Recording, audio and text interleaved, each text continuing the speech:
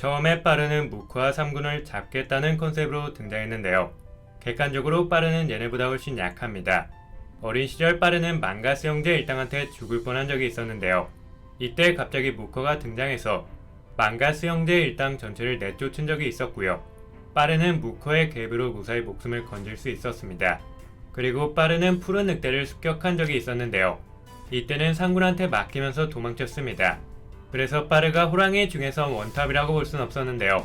사실 무커와 상군이 압도적으로 강해서 빠르가 좀 묻히는 거지 빠르도 꽤 강한 편에 속합니다. 빠르는 한쪽 팔이 다친 상태에서도 비녀단에서 꽤 강한 편에 속했던 망량을 압도적으로 발랐고요. 술법을 사용해서 적을 교란시키는 모습을 보여주기도 했습니다. 그러고 나서 망량급으로 강했던 마중이도 떡발랐죠. 뿐만 아니라 빠르는 진의 범찰도 이겼고요.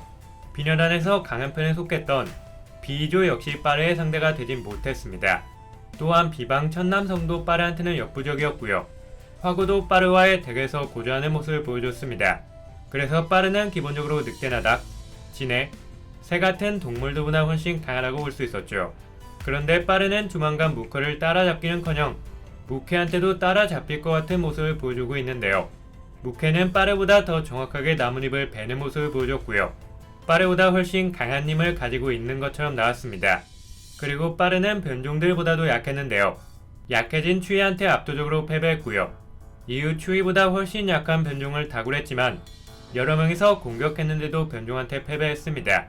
뿐만 아니라 빠르는 추이한테 개무치를 당하면서 수련받는 굴욕적인 모습이 나오기도 했죠.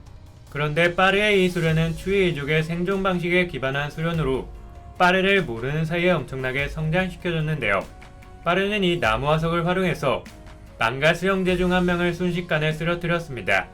그리고 빠르의 신체는 변종의 주먹을 견딜 수 있을 정도로 단단해졌고요. 결국 변종과의 덱에서 승리를 거뒀습니다. 뿐만 아니라 빠르는 추이 다음으로 수인들을 이끌었던 추와의 덱에서도 박빙의 모습을 보여줬는데요. 결국 이 덱에서 승리를 거두면서 확실히 예전보다 많이 강해졌다고 볼 수 있었습니다.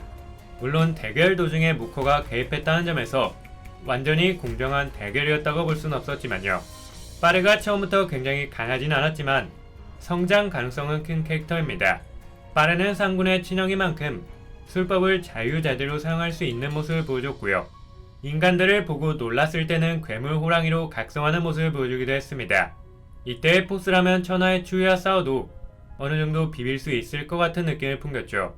게다가 빠르는 일영의 씨한테도 최면을 걸 수 있을 정도로 굉장히 다재다능한 캐릭터라고 보면 됩니다. 감사합니다.